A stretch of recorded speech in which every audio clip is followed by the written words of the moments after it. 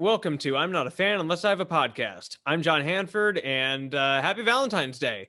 For those of you celebrating, those of you who aren't, that's cool too. I typically don't. And look, I'm still single as fuck, but I decided to treat myself, and I'm up in Seaside, Oregon, with my best friends, and I'm third wheeling them. So that's what's going on with me and Clancy, and it's a whole weekend of love up in this bitch. And anyway, my guests today are the first couple that I know, at least within the Giz community, to meet because of the band, and then getting, subsequently engaged.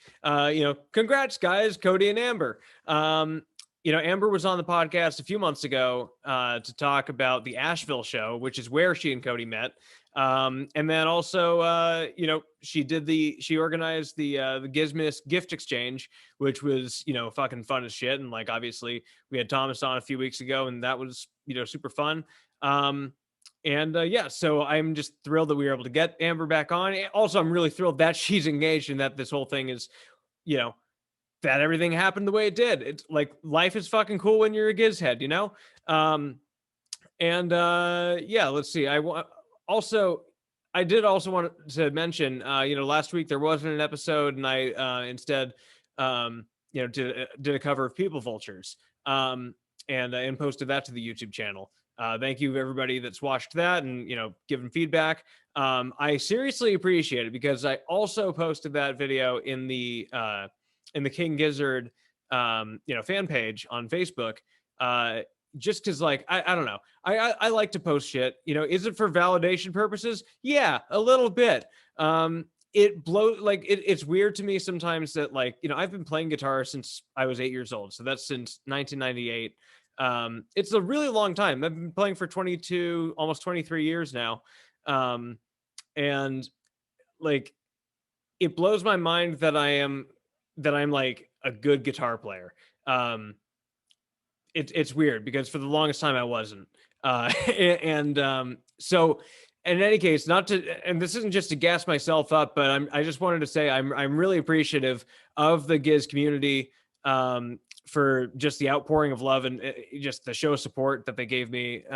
Like, there wasn't a single bad comment, like hating on it, and not that I would expect there to be any, but it was just really cool to see everybody just be like, yo, dude, you got the tone like perfect. Like, how did you do that? Also, dude, your guitar is so fucking cool. Wait, you built that? It's like, the whole point of this is just like, sometimes you do got to just stop, take a look around the shop, and you feel your blues all drop.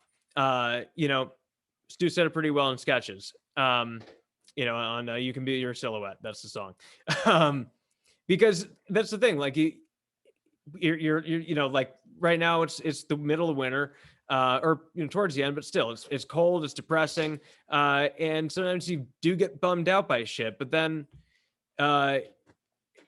it's just awesome to have like a community of people that are supportive and shit online. So that's just my sentimental thing that I wanted to get out of the way. Also, I promise you, this is, despite this intro, this is probably the best lit episode that we've ever had, because I recorded it outside, just in my carport. It was a beautiful day in Joshua Tree. It was like 70 degrees and sunny, and Clancy wanted to be outside in the garden. So, okay, yeah, you can chew on that. That's fine. Anyway, so the production value of this episode is great. I'm in the best of spirits because vitamin D is just hitting me right in the fucking face. And I got aviators on, and that looks cool. So anyway, please welcome to the podcast once again, Amber, and for the first time, Cody. And that was a really weird way to introduce him. Cody and Amber, welcome to the podcast. So this is like the technical Valentine's episode, or? Yeah, I mean, like the timing was right. Like it just made a lot of sense, because I wanted to have you on anyway. After the whole Gizmas thing, and also that was just so much fun. So thanks again for putting that on. I love it. Yeah, I got like I didn't expect to get such a cool gift. That was my personal experience with it. I gave a pretty good gift too. I gave the Krungbin album, but the new one, Mordecai. But yeah, it was super fun, and I wanted to get you on, but then all of a sudden you went and got engaged. So I'm just like, well, what? Who cares about? What better time? That was like a month ago. So yeah, congrats. Yay!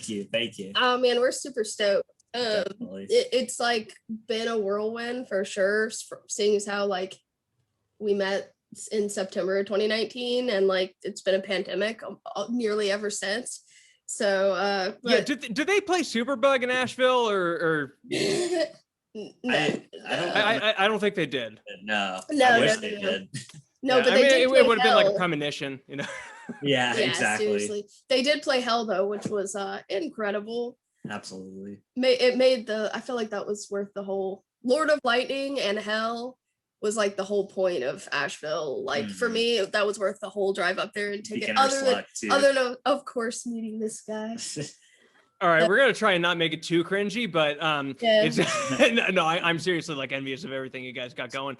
It's like that. It's such a cool story because like I remember, Amber, I originally had you on the podcast a few months ago. After they released the Live in Nashville show, and like because I bought that and I listened to it, I was just like, this was you could tell just this was an incredible show.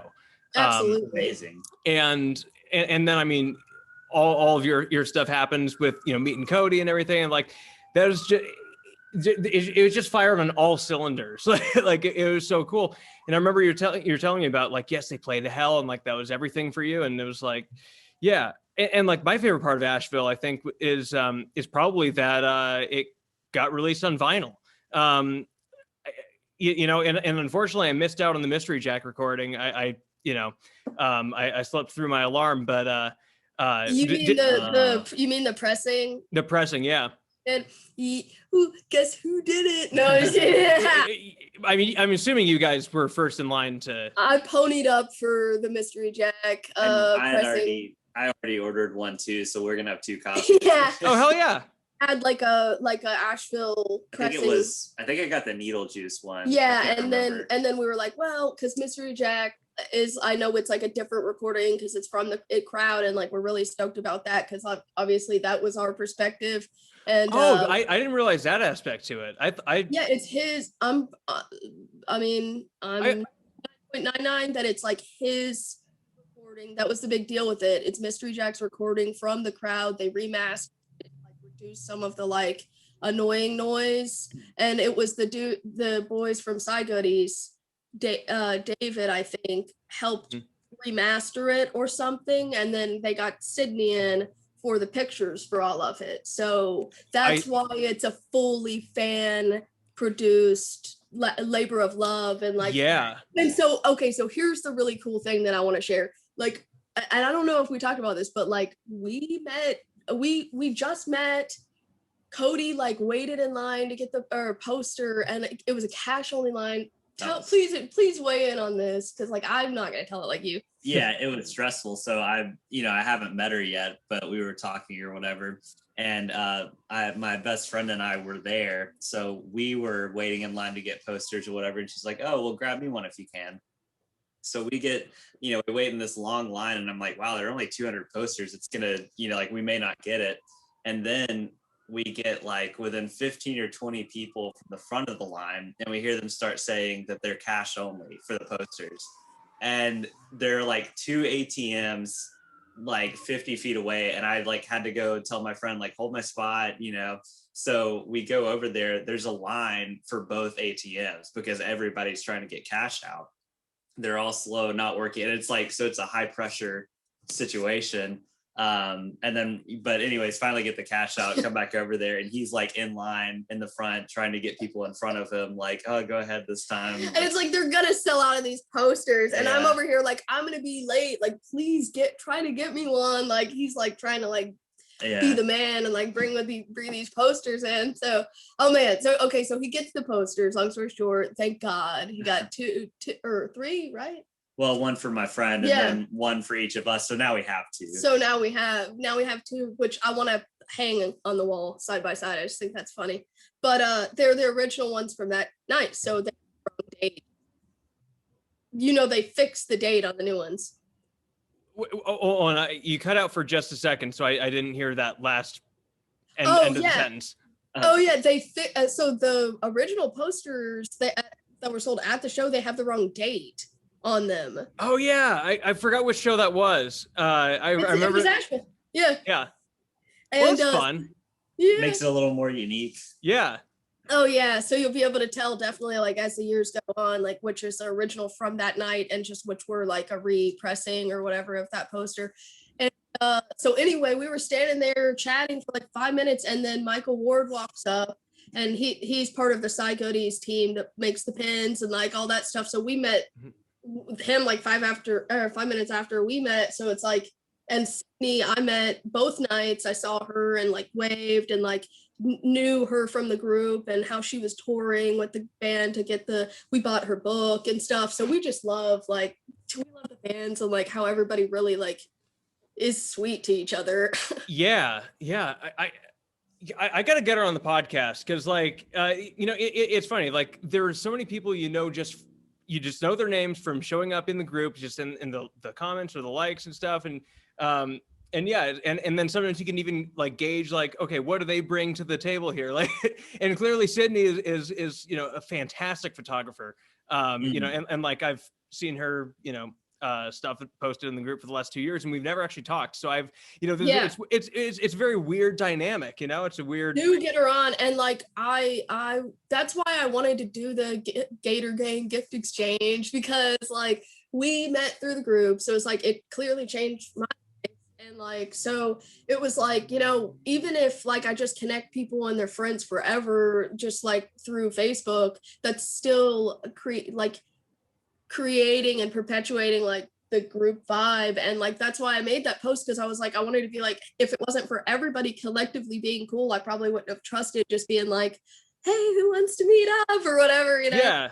And it just like, it means a lot to me. So, and I would say from personal experience, Sydney's like an amazing person. You got to have her on. She's really sweet. Just as sweet as she is cool. Yeah. I mean, I believe it. It seems to be a pretty consistent trait amongst Giz fans. It's a very interesting, like very cool community. We met 2 other. So after Atlanta, I stayed to try to meet some of the guys, and some people that were just randomly next to me, connected with them. They're a couple.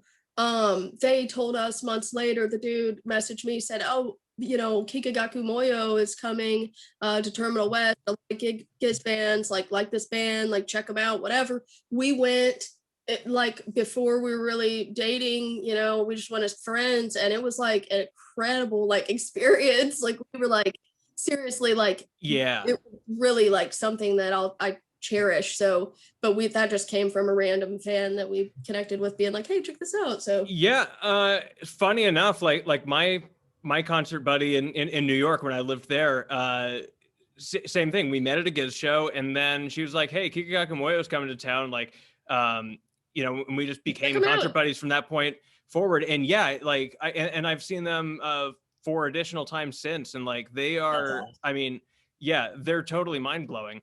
Yeah, they're fantastic. Live. Like they're so tight. Like and just like everything is so, it seems very, very orchestrated by the drummer. I mean, like he's just tying the whole thing together, and just like it's in controlling all the intensity of it. And like it was like a transcendental experience. It was like very like romantic. I mean, we weren't. Yeah, were you guys up front? Like sitting here like cheesing. No, we were like in the back. So like it's a different experience, but it was kind of straight because we felt like the vibe of everybody there, and it was just like a very like, it was a very cool crowd. It really reminded me of like who you might see out for a Ween show or something, like weird, like cool, like hippie, like hippie kids. Like it was cool.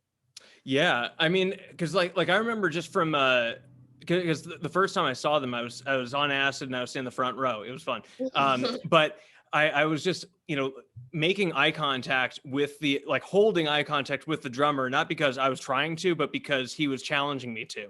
And but I noticed this, he was legitimately eye fucking the entire front row, regardless of gender or anything. It was just like really just trying to bring people into the experience. And like, it was, and like I had friends, who weren't tripping, and they confirmed all of my suspicions. Yeah.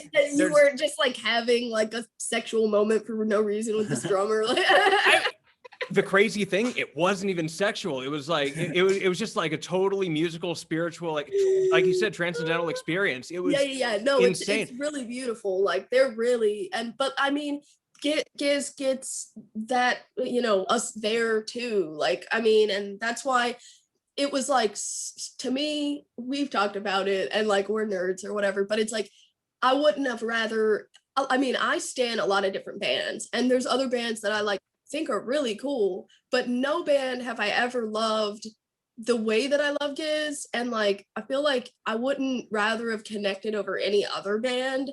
Like, I really love Death Cab for Cutie. That was another band I loved. And like, I love Diggable Planets, a hip hop group. They're super like woke and positive and like shit. I don't like wouldn't have rather. It's just like this group because of the content that they make and like a lot of the stuff that they discuss. It's like meeting someone over this band was like felt like a really like cool thing that I'll always be like really appreciative of that. There was no other group. Like, I mean, fuck, I love Fish, dude, but can you imagine? It's like Fish fan page, like the Tame Impala fan page. Like, that's not, yeah, that doesn't hit the same. Yeah, I mean, like this is probably kind of reminiscent of like, a couple meeting in the '60s at a Dead show, or even on Hate Street. I mean, because like Giz is, they've only what is it, 2019 with Rat's Nest, that seemed to be like their first fully, like they clearly made the jump to commercial success. Totally. Like I don't think they had any losses. Like it's, now all of a sudden they're in that new echelon. That they weren't in, for the longest time, or not the longest time, but like for at least as long as, when we all started like becoming a fan of the band and everything and listening to them, like they were still underground sort of. Like if you were like a fan in like 2017 and like I didn't know about them until 2018. West, the venue we actually saw Kikagaku Moyo at is like one of my favorite venues in Atlanta. I was just looking at shows coming up and I was like, King Gizzard and the Lizard, what the frick is that? Like I was like, what is this name of this band? And I like listen to that KEXP set where they do Murder of the Universe. Yeah. It was the first thing I was exposed to. And background, I used to DJ and I love those like little cuts they do in Murder of the Universe. Like it was like, it reminded me of electronic stuff because there's elements of electronic music almost in that. And I love, like I play bass. So it's like, I fucking love the ripping bass and like the roll of it all.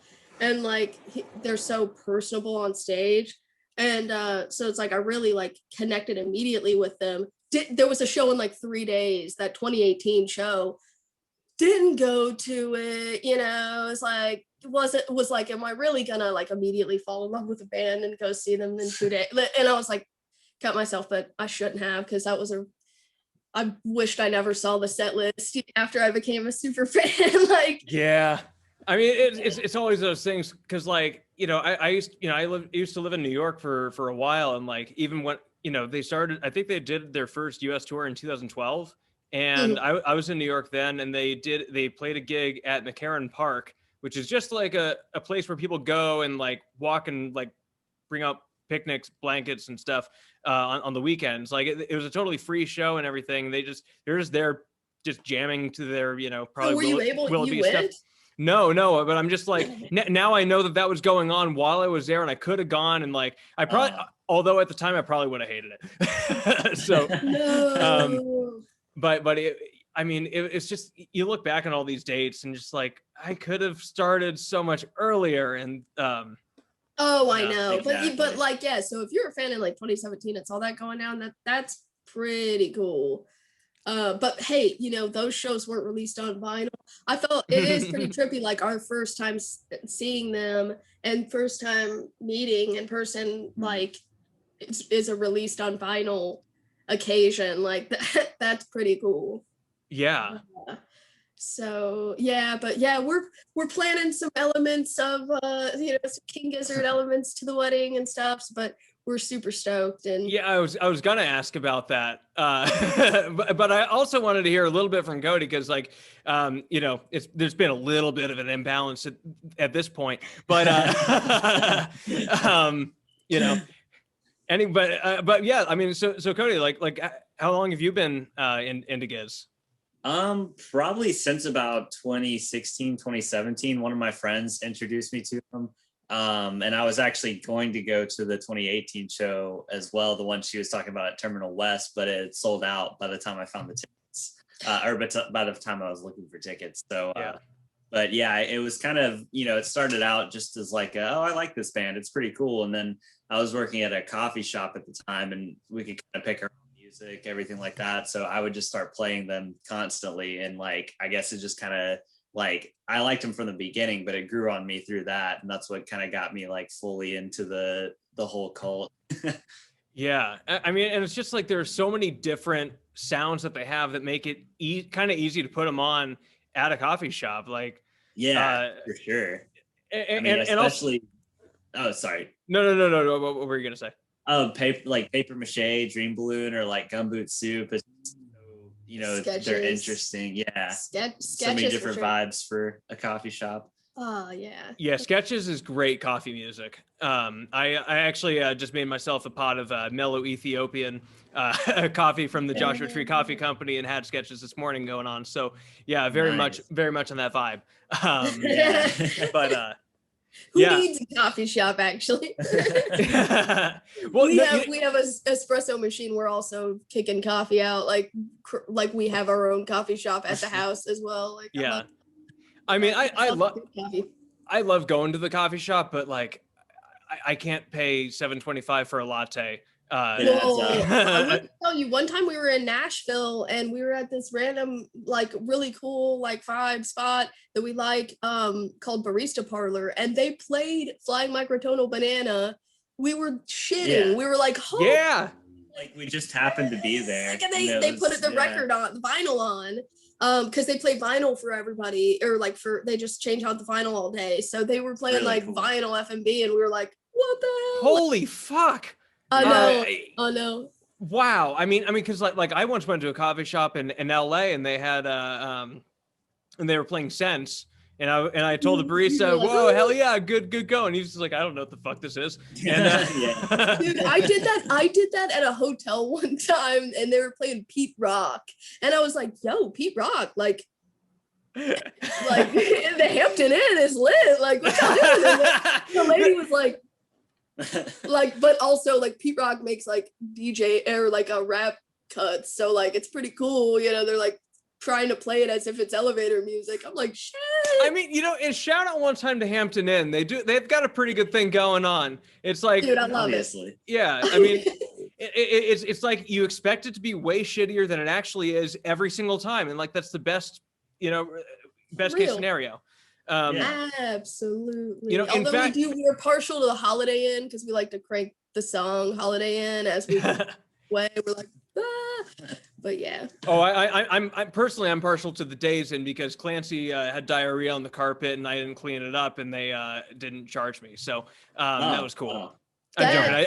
I did clean it up, but they didn't charge, and that was very cool that they didn't find it. Well, I was just gonna say that sounds like the Days Inn. It also sounds like they earned your loyalty, though. So I heard the mojito was best for pups. Like, yeah, right.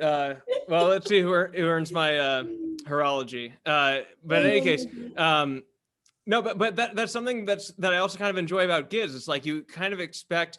Because they always record, or a lot of the times they record with, like sort of shitty sounds, like shitty sounding tones on the guitars and whatnot. And that's Stu's words, from the KEXP interview he did over the I think he did over the summer or sometime a few months ago. Yeah.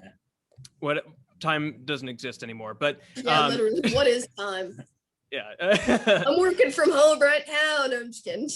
Yeah, it's an illusion. Just don't let it trip you up too much. But but yeah, like it made me think. Like I love, that's what I love about Gibbs is like they release the records and that's fine, but whenever you see the stuff live, like it just changes the dynamic for it. And like it isn't like that with all bands, and in fact with most bands I would say, like, you know. Yeah, and the way that they just go in and out of each of their songs and stuff, it's not like when you go see a band and they're like, okay, we're gonna play this album front to back, just like how you heard it in the recording. Mm-hmm. They're like It's making cool too, it, in a of way, course, but they're but making it like a whole experience, and they're playing different songs from different albums, and maybe jamming on some riffs from one song for 10 minutes because it's awesome or something. It's much more interactive experience. Just like going to see a DJ, it's never going to be the same thing twice. And like my thing is, like, a good example of that, we talked about this, was like Cy Goody, or I mean not Cy Goody, Cy Boogie. Like Cy Boogie was like a song that I was like, man, I like Cy Boogie, but it's like like, but then when I saw it live, it was like, oh my gosh, like lit up, and it was so fun that it was like, oh man, okay, never will I not hear Cy Boogie again and be like, yeah. Such a bop now. Like, I mean, I remember when Cy Boogie came out, like just before Christmas or something, or maybe it was like after the New Year or whatever. And like I was just like, this is such a fun, playful song. Like, this is exactly why I like Gibbs. But I was like, I'm not gonna jam out to this all the time. And then like I saw him play it in LA, and I was just like, oh, okay, this is fucking cool. Same experience you had. But it no, but it actually wasn't. You had a way better one, because they immediately followed it up with Loyalty, and that transition was sick. You're talking about Asheville. Yeah, in Asheville. Absolutely. That was a weird transition. Yeah.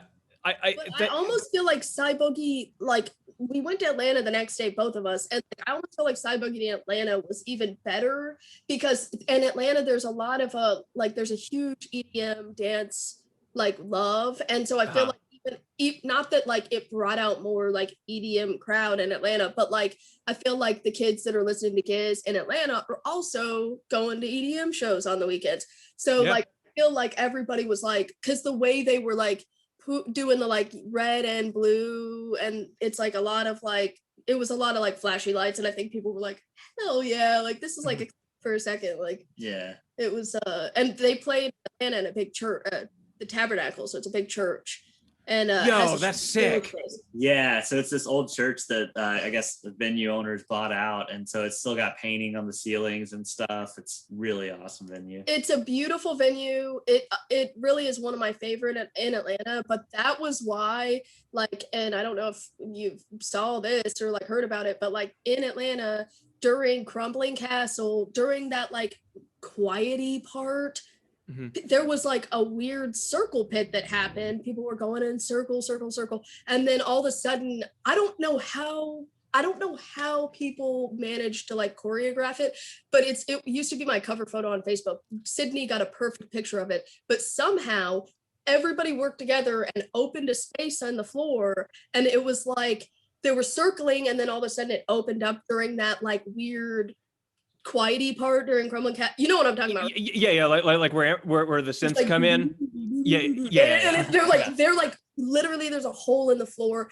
and like the energy in the room shifted, and like I swear I felt like we opened a portal, and it was like the energy was like low-key weird. Like you were wild, there, like it was like weird for a minute, and like we were like, and the boys were like, speaking of, because like I was above, we were both above and looking at them, and the Stu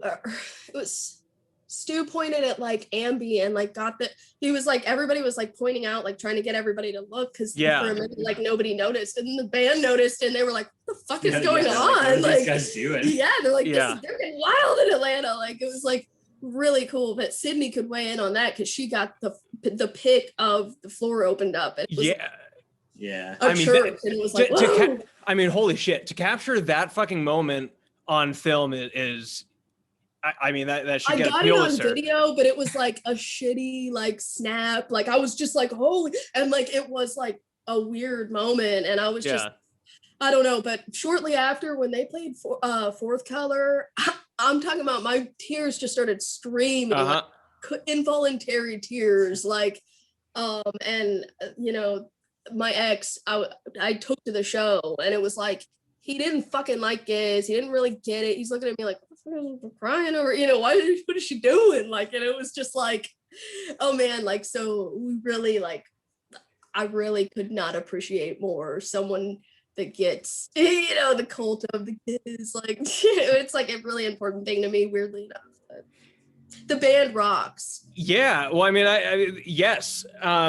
There are a lot of things I want to hit on. But the first thing is I love how the whole description of talking about how much your ex hates Giz, and Cody's just there smiling, looking like, yeah, I know, right? The guy's a fucking idiot. And it's just like, it's just like, wow, I really got lucky. That guy's wow, what a trash bag. I mean, like how do you go to such an energetic show and that's who you are? But whatever. You know, that's how the world works. Yeah, but, I know, and almost like was like it, like extra made it incredible, like because this very important thing that I found on my own and was experiencing on my own, and then I found out I didn't have to be doing it on my own, and it's just like the people that we've met through the group have been like so fucking nice to us. Yeah, absolutely. And we're just like couldn't be happier, like with the growing like friendships where, you know, I try to like dig into the group, and you know, people are like, people bitch about the group or whatever, their memes don't get approved or whatever, but like I friggin' try to like lean into it because it did certainly served us well, and like shit, you're cool as hell, like Cindy's cool, like all the people we meet are cool, so we like it. Yeah, I mean, I've made so many fucking friends. I mean, just from doing this podcast, and then I guess like, you know, occasionally I'll post like a guitar cover or something, and then people will comment on that and hit me up, and like that shit's really fun. I just love like having, you know, like different familiar people, and because of this podcast now, like in all parts of the world, like who I've got talked at length with, like I've got a guy in Chile and a guy over in Czech Republic, and you know, I mean, just tons of places all over the UK, and yeah, I mean, like, is your Czech Republic friend, is that Jacob? Yeah, Jakub, yeah. Is it Jacob? Oh, yeah. Okay. He gave me shit when I called him Jacob. Okay, well, I'm from Georgia, so I'm allowed. No, it's Jacob. But, okay, so he joined the Giz gift exchange. Yeah. And I got him with David Ellis. So they had like a fun little like thing, and like my thing is like, it's really cool to see the talents that we all have. Like, yeah, it's awesome. And the girl, did you by chance see those gaiters that are felted that are like had the cloak and the purple ball, and they were like on Etsy that people were posting in the group? Yeah. That person, I believe they live in Ukraine. I'm getting her to make our wedding topper. And instead of having yes, we're very excited about it. I wish I had the little picture, but it's like literally, it's like the gaiters are like, instead of the cloak, it'll be like a bow tie and a dress, and instead of the ball, they'll be holding rings and facing each other. I gotta ask, are you guys even gonna invite your family? Like fuck that shit. We're inviting them. They will get it. Yeah, there will be King Giz played at the wedding, so. For sure. We're doing the I do and then walking off to Honey. So, hey. Oh, man. Hell yeah. Yeah. Oh, my God. You get, I mean, I'm, you know, I think like I've had a whole bunch of different evolving, you know, changing opinions on marriage and everything, but I'm just like, you can totally do whatever the fuck you want for your ceremony. Like exactly. Whatever you want. Like literally whatever you want. I mean, like I almost had Waffle House served, and then we're like, all right, we gotta rein it in. Like, they weren't available that day, so that's the only reason. Does Waffle House actually cater? Yeah, they do. They have a food truck even, and we were like, God. But we're getting married Labor Day weekend, and they're like, girl, you know we're gonna be at the baseball field, like the waffles. But yeah, and then you know, first dance. I'm not a man unless I have a woman, so hey, I just think all those cool Giz elements will help us feel like we're remembering like and honoring how we met. So like damn right. And you know, the other thing I was gonna say is like, or you know, one of the other things is like, you know, talking about like, of all bands to meet over and bond over and like find your soulmate through, King Giz is definitely the best because, you know, as opposed to other bands, like they have so many different dimensions to them, like and beyond, going beyond the music and even beyond the artistry. Like I do seriously consider like the fan base to be a part of like an extension of the band, and like I think that's like by design. You know, in the band, yeah. if it's not by, you know, Stu's design, it's like, then shit, God's real. Like it's Yeah. well, yeah. like the band pushes like a lot of like kindness towards each other and a lot of things that are important to me. Like they seem to be very, you know, he said fuck the right wingers. I certainly agree. And so they seem very inclusive. And so to me, the Facebook fan page is like a safe space for sure. And like I'm not religious, but I think that it's nice when people connect over religion and meet people through religion. But we always joke Giz is like a cult, but shit, I mean, we can already agree for the most part, most of the fans are like going to be on the same page with different, you know, things. So I feel like it's easy to make friends through the group. Yeah, I mean that's interesting. It's like because like a lot of, you know, a lot of the dynamics of what make up the Giz fan base, like you would think cult, but then like there's so much just like, you know, like disruption of tradition and just like changing shit up just for the sake of trying something new. And it's like, therefore I feel it's impossible really to like you know, devolve into some sort of like mass suicide. I mean, unless that's like unless that's like their grand finale album, like Cavs quits and we're like, that's it. Yeah, well, I mean, if Cavs quits, then that will be a voluntary decision by the fan base. The band will have nothing to do with The it. Gator Gang gift exchange becomes shipments of cyanide syringes for all of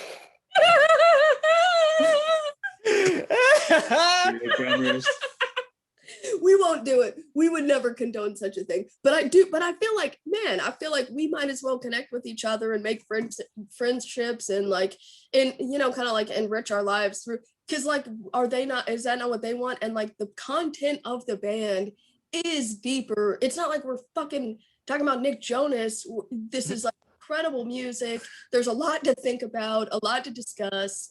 So, I mean, I feel like, you know, you can really bet that if someone's like took the time to listen to all 15 albums, they're gonna, you know, have some kind of like shit going on upstairs.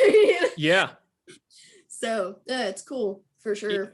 I mean, at the very least, it serves as like a litmus test for competing obsessive personalities. Like, you know, like just how obsessive are you? And like it actually might be seriously like a good way to measure somebody's character. Like, how into Giz are you?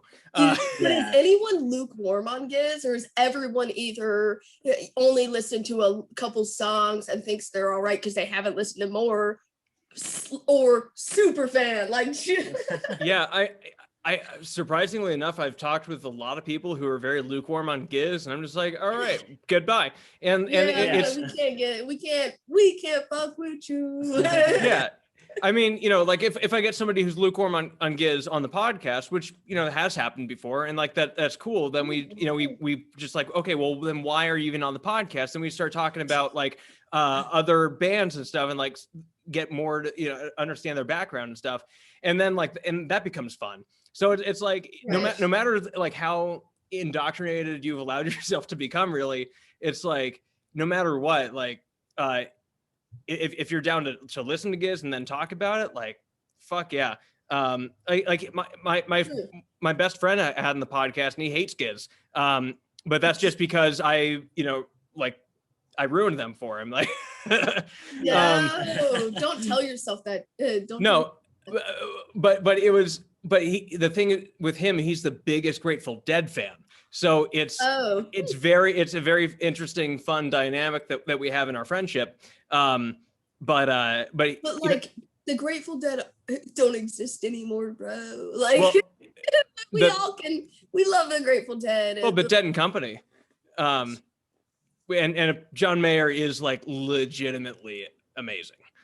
No, he's incredible, but I mean the Dead, yeah, but like, I mean, listen, I think I have it better than my friend, but when Further came to Atlanta the last time, I think it was like 2011. I went and saw that, but like, I haven't seen Dead and Company, but I do want to go. They're usually just selling out immediately. Yeah. We had tickets to go see Fish in Centennial Piedmont Park, which is like, the difference is like Piedmont Park's like in the middle of the city. And coronavirus it crazy. God only knows if we're gonna get to experience Red Rocks or not this year, but we have our tickets, we're ready to go. Like, yeah, maybe that'll be a honeymoon type. I was just about to ask, like, that's the honeymoon, right? Like, yeah, I mean, we're getting married in September, so we're like, shit, if it happens, like, that's gonna be it. Like, I mean, shit. And you know, you can even splash out still a little bit and like have some left over. Like it would probably be a more economic honeymoon than like some other ridiculous destination. Like, we already have the tickets. We're so excited. I pray that the show can happen this year, but I mean, we'll see then. Yeah, I mean, I'm more interested in not the state of America, because I feel like we're pretty crappy as it is, and it is what it is. But like, I don't know if Australia is going to authorize like the traveling and that kind of thing. Yeah, because Australia's been pretty sketchy with like their whole lockdown and stuff. Yeah. But they're doing shows. The Giz is gonna do a show. I know, with Tropical Fuck Storm opening, isn't that the coolest thing? Amazing to go to. I mean, I've never not enjoyed an opening band from Giz. Like I mean, Orb I was lukewarm on, but that's just me. I know. I'm the guy. A big old fan. Yeah, Dude, don't do this. Have you listened to Birth? No, I haven't done my due diligence really. I'm just saying from what I saw live, I didn't really. No, but like, yeah, but I love Zach so much. Like that stuff that he did on Chunky Shrapnel, just like the little ditties that he's playing, like. Oh yeah, cool. Sure, but please, I beg of you, go and listen front to back to the album Birth by Orb. Get back to me on that, bud. All right. You will be like, okay. And I get that it's Black Sabbath-y, but we can't keep being like, oh, this sounds like a band from 40, 50 fucking years ago. It's like, come on. And the thought of them not releasing the track off KG, Hungry Wolf of Fate. Oh yeah. The thought of Giz being like, well, this kind of sounds like something released 30, 40 years. It's like, dude, please, and release everything else, because nothing else is being made like this. The same reason people talk shit about Greta Van Fleet, and I'm like, no, they're lit, and I've seen them live. They're great. The thing is, might as well put it out. Like, we love KG, by the way. How do you feel about it? It's one of my favorite albums. I think it's one of their best. Yeah, it's definitely in my top 5. I think it's hilarious to see all the shit that it's getting from like people from like the gatekeepy fucks, because like that's what they are. Like sorry, but that's the situation. But have you seen like a cohesive number one favorite from those type people? Because I really have. No, they're full of controversy. They're just they just want to be contrarians. Half of them hate Infest the Rat's Nest, and the other half love it. And I mean, because like, remember when? Well, I guess Amber, you probably don't remember this, because by the time you became a fan, people liked Sketches, but for the longest time, there's like the meme about people hate Sketches. Yeah. Like, yeah. Oh, actually, no. Yeah, like 2018, that people were still like going off on Sketches. Well, I'm part of that group or whatever. The Sketches fan, like there's like a fan group for just for Sketches. Yeah. Oh, that's hilarious. A weird sketch, like Sketches summer vibe, beautiful. Sketches middle of winter vibe, beautiful. I fucking love it. Mm-hmm. It's one of their best too. Also top 5 for me. What was that? Also top 5 for me. Yeah, I would have to say I mean, when it comes to like ranking albums, I just say like top whatever, probably. But then like the other day I was listening to Murder of the Universe, and like I've never considered that one of my favorite albums, but I think I've just been really just a closeted fan, like a closeted super fan of Murder of the Universe is what it comes down to. Like, because it is such a mind-blowing, just a mind-melding concept. And like I just thought it was like maybe too good for me that I just like there's no way it's actually this good. It's crazy good, yeah. But like it just dawned on me in the shower the other day. I'm just like, yeah, I think it's actually like I might One of your it might be faves, yeah. it might be one of my top 3. Like, but it's I don't know. It's hard to like. Can you really rank albums, or is it would it be easier to like rank different Giz sounds? Yeah, themes. Cody, top 5 now. That because there's something different I appreciate about every single album. So it's like I want to. I mean, I've done it before, of course, but it's like if I have a top 5, that doesn't mean I don't like the other 10. Yeah, I guess 11 or 12 at this point. Yeah, true. Yeah. Wow, they're really bumping them out. I can't wait for LW. I'm stoked for that. It's gonna be great. Yeah, and I'm also pretty excited for my Squash Brain pressing of KG to arrive. Whenever that'll happen. I finally got a shipping notification the other day, so that's good. We got ours last week, but yeah, it took a second. Yeah, it was interesting getting the stuff from Flightless 3 weeks ago or whenever. Yeah, that Squash Brain is pretty though, so send us a pic because we want to see it. Absolutely. I hope it looks like, because I know there's no way to know what it'll be, but like, man, I hope it's a cool one for you. Like it's always really exciting to get new vinyl and have it come out. It's kind of like, it reminds me of, but like I think it reminds me of the disc golf. You know, when you'd get like the frisbees and they'd be like the tie-dye like frisbee, you'd be like, oh, this is a lit one. Like, I mean, I've never played disc golf and I think it's a ridiculous activity, but to each their own, like, bullshit. They're disc golfing all around Joshua Tree, dude. Yeah, no. There's a lot of ridiculous shit that happens here. I mean, it's, and I mean, Giz is ridiculous. It's just, there's nothing wrong with it. I just, I've just never done it. Not a cow, I know. But it is because it's like that, every single one is different. I think the pressing, you're really gonna, you haven't listened to KG on vinyl yet? Oh, I've listened to the Let It Mellow pressing. Okay, cool. And that's what we got to you. So I don't think I've actually said it yet on the podcast, but the sound quality of it over like the like Spotify or whatever, in my opinion, is just like it's the most noticeably different over the digital tracks. Agree. It's fantastic. It was so cool to listen to, and I knew it. I had a feeling it'd be like that, so that's why I was looking forward to the vinyl so much, and everybody was, I guess. Yeah, I mean, I was just looking forward to spinning it on vinyl. I really just I didn't really think that anything would be that significant with the sound quality, because like I've got I think 8 or 9 of their other albums on vinyl, and yeah, they sound good, but like they're not pristine. In my opinion, but like I noticed it when the first instrumental track came on, KGLW. I'm just like, wait, this has a lot more body to it. Like there's a warmness to this. And then it continued into Automation and Minimum Brain Size. And there was just so many, I don't know, like, is it just that they layered so much on all these songs that like you need vinyl to hear all the different sounds? Or yeah, it could be. And that's how it was to me with Infest the Rat's Nest. Like when I got the vinyl versus hearing it. There were some I don't have that one yet. Dude, do it because it's crazy, and the drums are like different in a way. Like it's kind of like different. It really was like a completely, like you were saying about KG, just a completely different experience because of you can just hear so much more in it. And who knows, like maybe LW will be the same way. And if that's so, with what we've already heard, holy shit, like yeah. I mean, really, I think I just need to get all their albums on vinyl because I think my favorite part, like the reason that KG speaks to me so much is that it's just that Flying Microtonal Banana is what got me into Giz. Like that was just the the trap door, if you will. Yeah.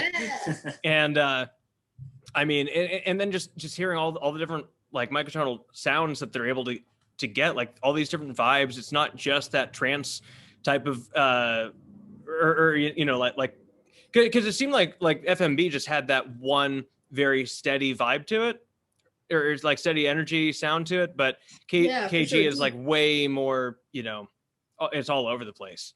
I love Melting. I feel like Melting is like, oh man, I can't describe how much I really connect with that song. And like, of course, when I looked up the lyrics to like be sure like exactly what they were saying, it's like, wow, incredible. But Cody's favorite, his song is Sleep Drifter, which is just such a sweet track. Like, it's like, I don't know, it just resonates with me. Yeah, yeah. No, but I mean, that's one of my favorite songs as well, because like I mean, it's just the idea, Stu's idea to even write about that premise is like it's great, because like that is seriously one of the best feelings in the world. Like drifting in and out, like shit, like that's why it's so much fun to get your wisdom teeth out. Like it's because that drug just recreates that experience. That's why I like whatever the fuck that drug is. That would be my drug of choice if it was up to me. Are you talking about the sedative or like this gas? The sedative. Oh yeah, geez, dude. Yeah. I mean, that was my drug of choice. What? Yeah, I mean that shit is fun. Nap maker. I mean, I was hilarious afterward. It was great. That's where I peaked in comedy, I think. But did you get it on video? No, my mom was not amused at all. I was just a massive embarrassment to her. This is like 10 years ago, but that was my biggest fear. Every time I have to get on medicine like that or whatever, I'm like, I hope I don't say anything. His like, sister said that his mom was a bitch sometimes. Yeah, when she was she goes, she got her wisdom teeth out, and then she goes, pretty sweet. You're pretty sweet. Like. She realized what she said. She kind of recovered. She was like, "But you're sweet. You're just a bitch sometimes." Oh my god! It must be different in the South. I grew up in Seattle and call my mom a bitch sober. But oh yeah, I've never called my mom a bitch. So my sister must be brave. No, we always worked through it. We made up. It's not across the board. Me, I'm like bitch to my mom all the time. So like. Well, clearly you have a very cool family, which I think we did establish on the first episode that we had you on. So I mean, I'm just super stoked for all you guys. I mean, both of you guys. Well, hey, listen, it's all us guys, because like fams are stoked too. Our families are like really we're really stoked about it. Hey, we appreciate you having us on. Yeah, I thank you so much for coming on, and I can't wait for everything else wonderful to happen for you guys, and can't wait for LW, that one. Oh yeah, LW is gonna be sick. Things. I know we're gonna have to stay tuned, and like I'm gonna link back up. I'm not joking, John. Can you please listen to the Orb album Birth? Get back to me on it. All right. But yeah. I'm about to drive an hour down to my friend's Super Bowl party, so that'll be enough time to listen to that. There you go. Okay, good. I think it's a 45-minute album. You've got it. Sweet. All right. Cody and Amber, thank you so much for coming on. And Cody, it's great to meet you. And if I don't have you on again, before Red Rocks, I'll see you there. All right. See you there, man. All right. Oh yeah. Peace, guys. Bye.